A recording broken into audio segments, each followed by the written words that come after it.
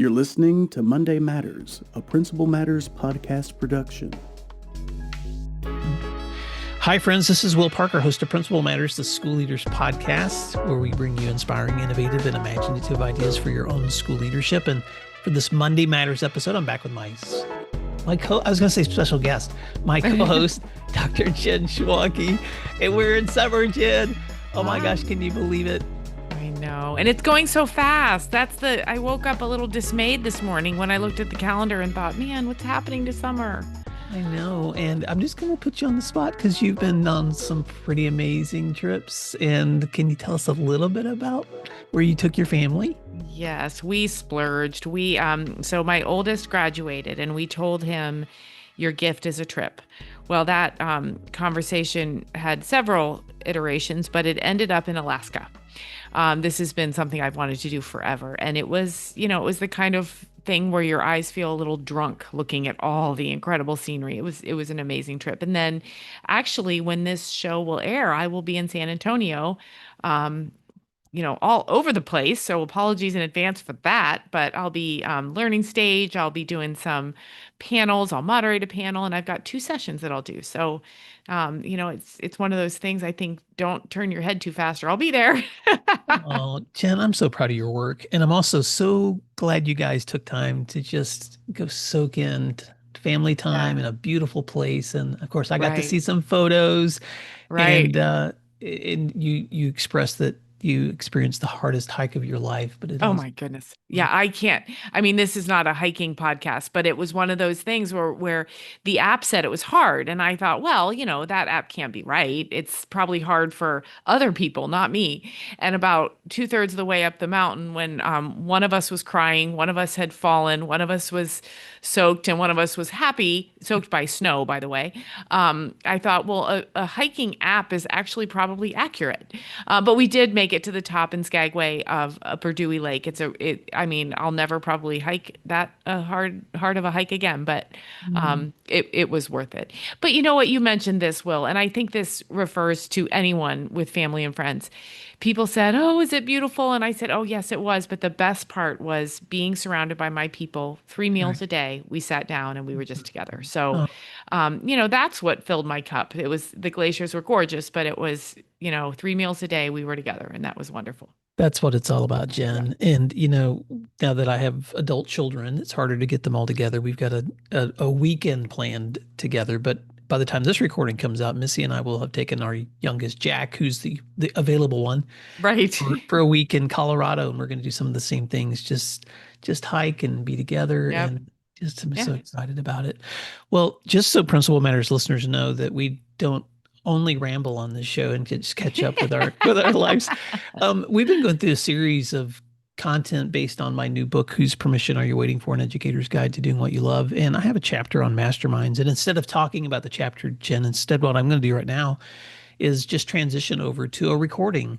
As I wrapped up a year with one of my mastermind groups that I've led across the state of Ohio. I've worked with the Office of School Supports there now for about 4 years. These are leaders that have been meeting with me every 2 weeks, for some of them for the last 3 or 4 years. And so I just wanted listeners to hear a conversation from a mastermind group of why these consistent, focused, intentional pulling togethers with other leader times have been helpful for them. So Jen, we'll transition to that here in just a moment. But for listeners, since I probably won't do any exit comments, I just want to invite you, if you're interested in reflecting, whether that's one-on-one, you can always reach out to Jen or me. If you're interested in talking about what a mastermind might look for your own schools, you can also reach out to us. So Jen, how can our friends stay connected with you? Absolutely. They can find me on my website, jenschwanke.com, and there they will find a form where they can shoot me an email. Or you can reach out for our resources and my contact information at williamdparker.com or at our website at williamdparker.com. But until next time, thank you for doing what matters, and we'll talk to you again soon. Hi, friends. This is Will Parker, host of Principal Matters, the School Leaders Podcast, where each week we bring you inspiring, innovative, and imaginative ideas for your leadership. And man, this week I'm getting to bring into this conversation some of my favorite people, an Ohio legacy mastermind that I've been meeting with for some of you for years and some of you for this past year. But in the room with me today are Jacqueline Flaker, Director of Rittman Academy in Rittman, Ohio. Good morning, Jacqueline. Good morning, Will. I'm happy to be here. Giselle James, Superintendent at Par Excellence STEM Academy in Newark, Ohio. Good morning, Giselle. Good morning. I'm glad to be here. Genesis Henderson, Deputy Superintendent at Cincinnati College Prep Academy in Cincinnati, Ohio. Good morning, Genesis. Good morning. I echo, I'm as happy to be here as well. Guyton Matthews, her colleague, Superintendent at Cincinnati College Prep Academy in Cincinnati, Ohio. Good morning, Guyton. Good morning, Will. Top of the morning to you all. Ann Highland, Superintendent at Franklinton High School in Columbus, Ohio. Good morning, Ann. Good morning, Will. Maria Rogers, Principal and Superintendent at Scope Academy, Akron, Ohio. Good morning, Maria. Morning, Will. Morning, everyone. Great to be here this morning. And Bill Watson, Superintendent at Utica Shell Academy in Salineville, Ohio. Good morning, Bill. We're so glad to see all of you guys this morning. So here's what I wanted to just invite you to do. Normally, we don't record our mastermind sessions because we share content, feedback, updates. We have someone sit in a hot seat each week. But I wanted just to record this part today as we're wrapping up a year, another year together. Can you believe it? 24-25 is starting to be in the books, and you guys are already prepping for 25-26. But there are some of you that I have sat in this room with now for 3 or 4 years, and others for a couple of years, and a couple of you for this year. But I wanted to just begin with this question. What motivates you to be a part of a mastermind? What motivates you to be a part of a mastermind? And I don't care who talks first. I want to just say I've been from the beginning, and the great ideas and the social emotional support and the professional development that I get from everybody else has always been so very helpful, because you really feel like you're not alone in this journey. Thanks, Giselle. Any other thoughts? Yeah, I'm gonna echo what Giselle just said. Just really, being a lifelong learner, always trying to find ways to, reflect and improve. And what better way than to, just hear feedback from other leaders here in Ohio. Thanks for that, Guyton. For me, I've been here like Giselle from the very beginning, and it's the friendships. I mean, these people are my friends now, even though we don't see each other very often. And then when we do get to meet up once or twice a year, it's like a reunion. And so I mean, besides all the other, there's so many benefits, but the friendship is what I appreciate so much. I have to agree, Jacqueline. And you reminded me of a quick story. When I was with Bill's school last week, it was one of these weird moments where I'd flown into Pittsburgh. I'd driven over to East Liverpool, Ohio, and then down into Salineville. And you've been there before. You know how rural Salineville is. Right. And just that morning, I get a text from another leader I know out in Washington State, and then another leader that I know out in California, and then a leader I know from Wisconsin who's actually in Oklahoma doing some PD. And I was just sitting to look at my phone going, how in the world do I have so many friends that I don't get to see physically very much, but I get to just know through this kind of means? And I feel the same way about you guys. And so you're right, Jacqueline, when we finally do get together, it's like, when you haven't seen your family for a long time, there's just so much joy. So, and feel free to jump in if anyone else has anything that motivates you to be a part of a mastermind. But I also just wanted to ask you this question. Along the way, there are some common challenges that leaders face that sometimes you think you're only facing it alone. And so I just wanted to open up the question, what are some common challenges that you have faced along the way that it's been helpful to have a mastermind to be able to bring those? And you don't have to be specific, because I know we're not going to divulge confidentiality, but what are some of the common challenges in leadership that you face that have been helpful to have a mastermind to kind of sit with as you grapple with those challenges?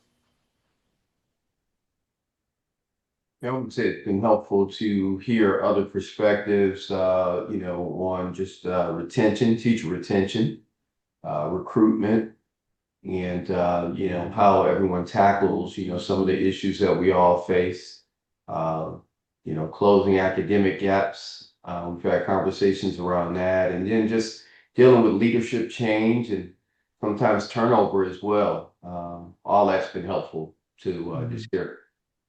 Yeah, teacher retention, recruitment, closing those academic gaps. Other reflections, Genesis? One thing I think I really liked this year was just the book, right? The reading and just being able to, I think it put some things in perspective for me, but I think I could say for all of us in some ways. And so just thinking about, making us more mindful about how we communicate, or, how we, this is not maybe necessarily connected to the book, but just time management and just overall, just how we can connect what we're reading and our experiences to help us become better leaders. Thanks for saying that, Genesis. So for you, that content has also just been a way to enhance your own growth, your own mindfulness, your own ability to respond. And we'll talk a little bit more about content in just a minute, but let me just pause for any other reflections on common challenges you've been able to share throughout this mastermind experience. Well, it's kind of pulled me out of my bubble of just being an administrator and made me look into myself more of how I'm communicating with people, and maybe the perception of how I'm putting things out there, so that because sometimes I think we get so caught up in our, what we just have to do, that we have to find out inside of ourselves to grow and be honest with ourselves. So I think that's was growth for me. Thanks, Giselle. Maria, I saw you opening up too. Yes, I was going to echo what Genesis had said, the connection between the books along with our own discussions of how we look at the examples from the book. How do we apply them? How do we utilize them? What could we do differently? So I really like that aspect of our meetings, talking about the things that are going on within the book, being able to apply it, and listening to other people's suggestions or ideas of what they would take from it or how they have done those things. So being able to hear how other people apply some of the same things that you're trying to grapple with in your leadership too. And speaking of content, just for the benefit of listeners, this year we chose a book by Stephen M. R. Covey called The Speed of Trust. And that book's been around for a while, but we used it as a place to, each time we pulled together, walk through some content, discuss that content, get feedback, and then talk about how it applies in our leadership. And so I'm just curious, any other ways that that discussing content, shared content, has been helpful, or in any ways it's enhanced your own development as a leader?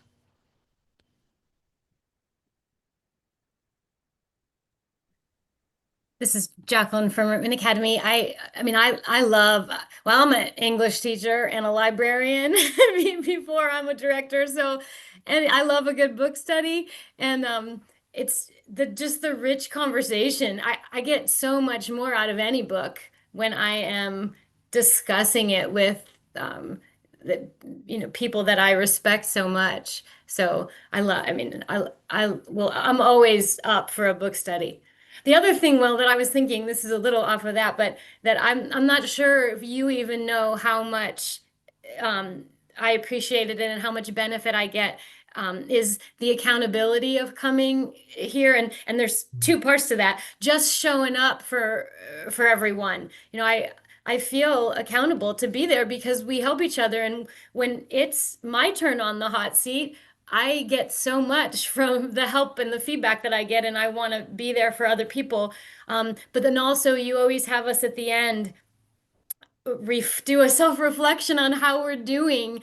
Are we showing up for our family? Are we showing up for the people at work? All the things. And I think about that throughout the week, and know that, hey, I'm gonna have to report back to Will and to my friends how I'm doing. And so that keeps me accountable in such a good way. Oh, thanks for saying that, Jacqueline. So for you, that the content, you're a former English teacher. Give me a book study anytime and you're going to be there. But that accountability, and I'm glad you brought that up too, because when we reflect at the end of each of our sessions, it's those reflection statements are ones that we try to look at for the that work-life integration. My friend Jen Schwanke, who co-hosts the show a lot, says she stopped saying balance because it just seems impossible. She's just starting to say, how do I make sure I have life-work integration? And those statements help us reflect on that and how we're staying visible and present with everyone we're serving, how we're reflecting, meditating, learning from good books or lessons or podcasts, how we're making sure we're making healthy choices in our sleep, nutrition, and exercise. How are we doing when it comes to our commitments to our friends and our families and those we love the most? I may have missed one, but those are the statements that we review each time. And Giselle, if I remember correctly, I think you even sometimes reflect on that with your staff. Absolutely. That was the social emotional part that I think we're so busy taking care of the school and our staff and everybody else social emotional support with those 5 questions to really make us think about how we're also taking care of ourselves. And because we can't do all that we want to do or all that we can do unless we're emotionally healthy. And I think this is that social emotional support, which I know is one of the big things that's out there now in education. But those 5 questions really focus us in on that. And I think about those questions all the time, and I have my staff think about those questions.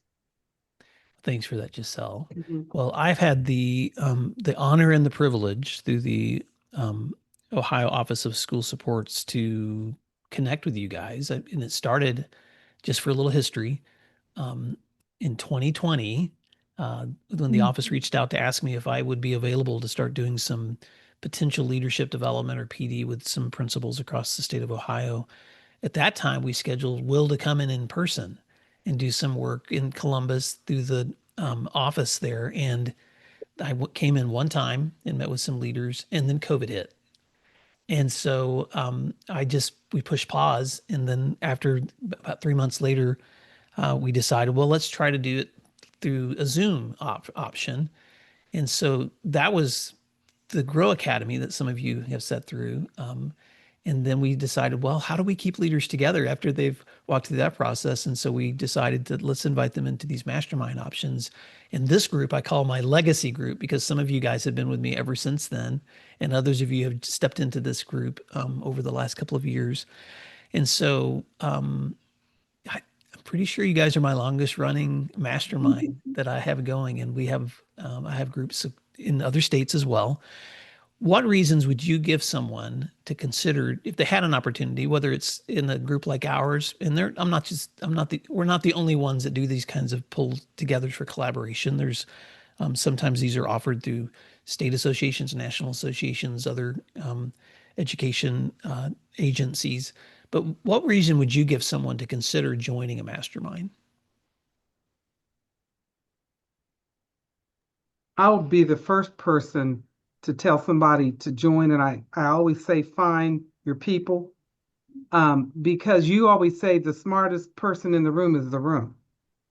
And when you feel like you are being supported in your professional, whatever you have to do, whatever you're trying to accomplish by other people who understand what that's like, because you can't always share with the people that you're with. You need an outside opinion to give you kind of help you, and say, yeah, you're doing a great job, or no, you're not. But in order to develop professionally, you need to be around other professionals who understand.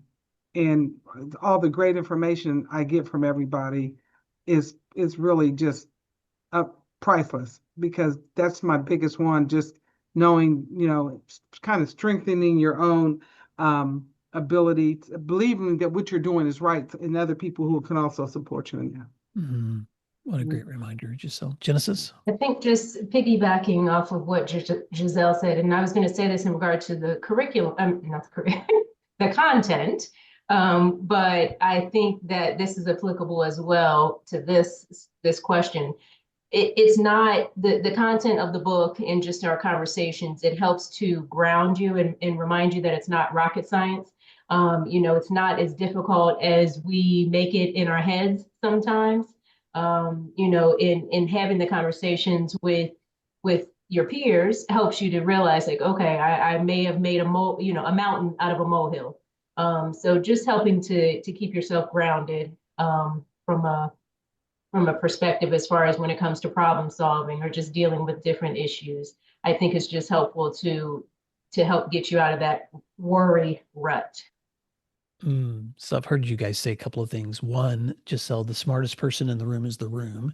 Why not surround yourself with others for that feedback? And Genesis, the importance of staying grounded and having that perspective that's sometimes outside of your own head too, that brings you back to that what I'm facing is um, I'm not facing it alone. Any other thoughts? Any other reasons you would give someone to join a mastermind? I I'd feel throw like in the, Go ahead. I'd Go throw ahead, in the Ann. notion of a professional learning community. Mhm. This is it's powerful of itself, just that we can all listen to each other and talk to each other, which means that we're not worried about our egos or who's respecting us or not today. It's we're in it to hear what other people have to say and to learn from the experience of other people.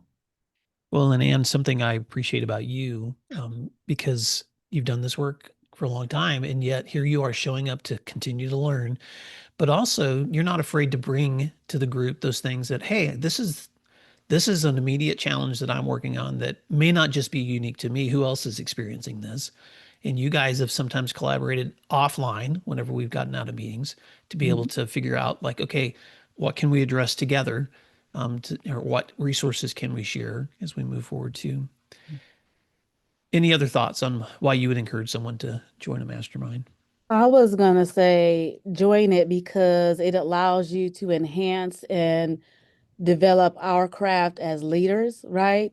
A lot of times as leaders, we're so busy pouring into the folks that we are leading that we forget that we need to be poured into as well. So it allows us to be able to, as everyone else has mentioned, to develop those deep conversations about what are our struggles, what else could we be doing more as leaders to reach not only our staff, but our students, right? Our families, our community. And these meetings allow us to really build off of that and take it a step further.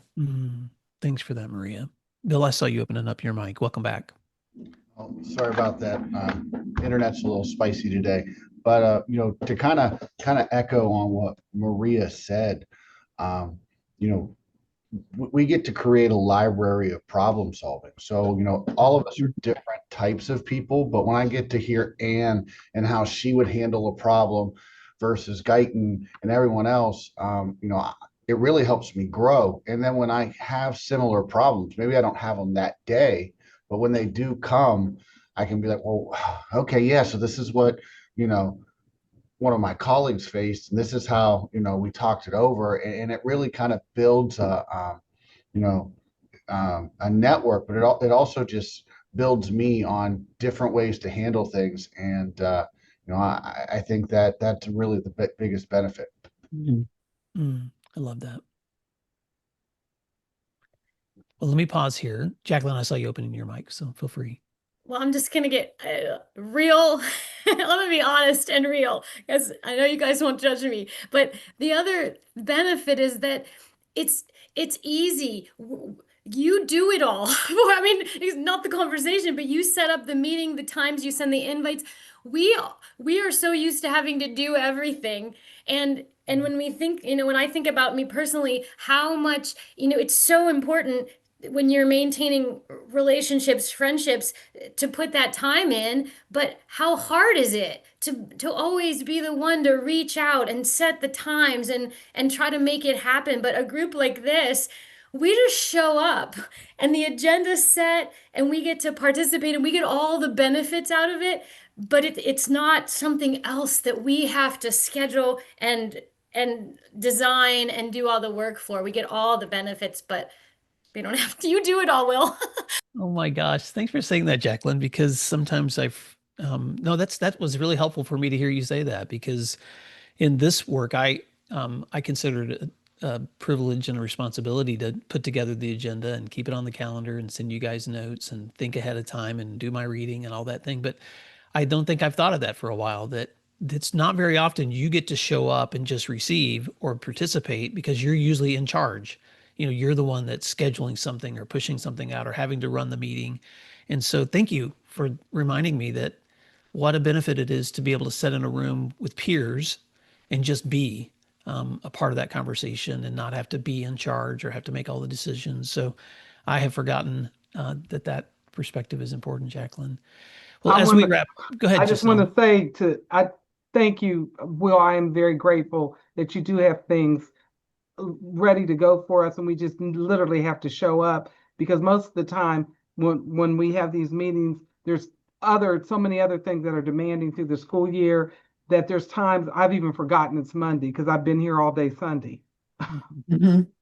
So I really do appreciate that, and I do want to let you know I'm very grateful for that. Oh, thank you. And I'm grateful for you guys too. As we wrap up this conversation, any closing thoughts that you have, something you wanted to say that you didn't have a chance, any future hopes that you have as we continue collaborating together? So let me just give you an opportunity to say anything else you wanted to say as we wrap it up.